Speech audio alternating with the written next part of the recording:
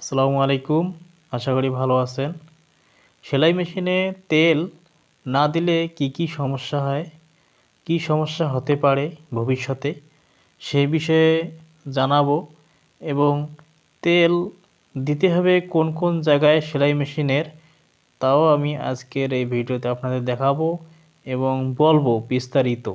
আপনারা ধৈর্য সহকারে আমার এই ভিডিওটি দেখুন।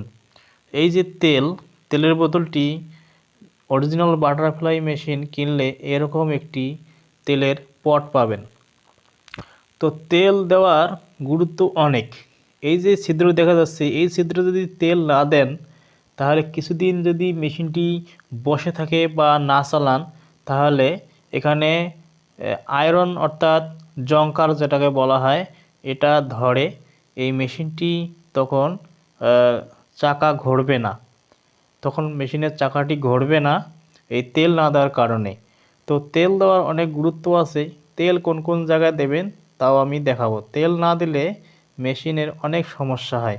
যেমন এই পার্টসগুলো যখন চলাচল করে, তেল না দিলে ঘর্ষণের কারণে এই মেশিনের পার্টস অতি তাড়াতাড়ি ক্ষয় হয়ে যায়। তো অতি তাড়াতাড়ি পার্টস ক্ষয় না হওয়ার জন্য তেল দেওয়া অপরিসীম, তেল দিতেই হবে।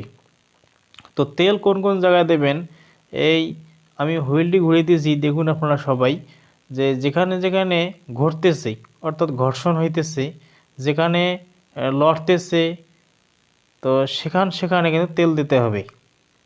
যেখানে লড়তেছে বা ঘুরতেছে, ঘর্ষণ খাইতেছে, সেখানে তেল দিতে হবে। তো তেল দেওয়ারও অনেক নিয়ম আছে।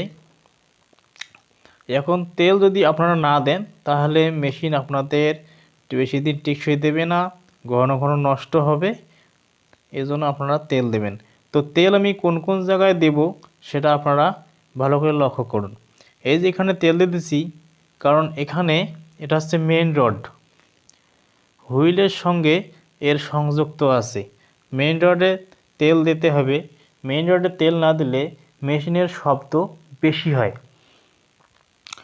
মেশিনের শব্দ বেশি হয়, মেশিনের সাউন্ড অনেক। আপনি যখন মেশিন চালাবেন তখন দেখবেন আপনি অনেক বিরক্ত হইতেছেন, মেশিন চালাইতেছেন অনেক বিরক্ত হইতেছেন, কারণ তেল না দিলে মেশিনে খটখট খটখট শব্দ হয়। তো তেল দেবেন, আমি যেভাবে দিতেছি, যে যে পয়েন্টে দিতেছি, এগুলো কিন্তু সবসময় ঘোরে এবং এখানে তেল দিতে হবে। এখানেও তেল দিতে হবে। এখানে স্কোয়ার গোষ্ঠী যে আছে, স্কোয়ার গোষ্ঠী দেখুন কতভাবে উপরে নিচে যাইতেছে। যদি এখানে তেল দেওয়া না হয় তাহলে এখানে অনেক ক্ষয় হয়ে যাবে। যখন এটি চালাবেন অনেক ক্ষয় হয়ে যাবে, এজন্য এখানে তেল দিতে হবে। তেল দেবেন এই পয়েন্টে।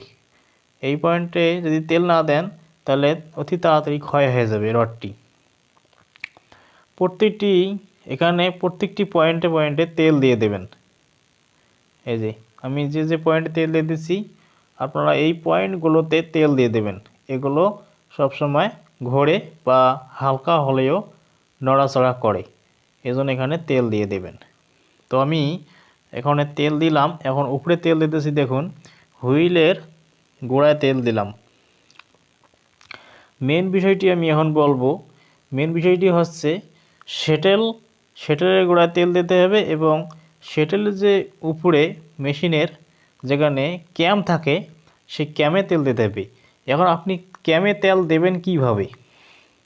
এখানে তো তেল অবশ্যই দিতে হবে। এখানে তেল না দিলে কিছুদিন পর জংকার ধরে আপনার মেশিনটি চলবে না, হুইল ঘুরবে না, চাকা ঘুরবে না, মেশিনেও চলবে না। তো আপনার মেন কথা আমি এখন বলবো, আপনি যদি ক্যামে তেল না দেন তাহলে অনেক শব্দ হবে। তো এখানে 3টা ছিদ্র দেওয়া আছে।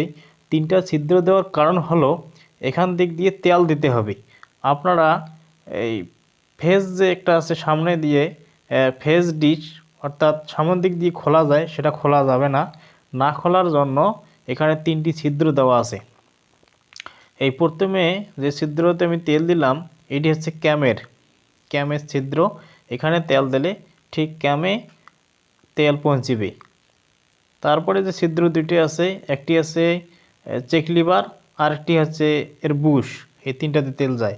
ঠিক আমি যেভাবে তেল দিয়েছি আপনারা ঠিক এইভাবে তেল দেবেন। তেল দিলে মেশিন ভালো থাকবে। সবাইকে ধন্যবাদ নেক্সট ভিডিও দেখার জন্য। অনুরোধ রইল। আসসালামু আলাইকুম ওয়া রাহমাতুল্লাহি ওয়া বারাকাতুহু।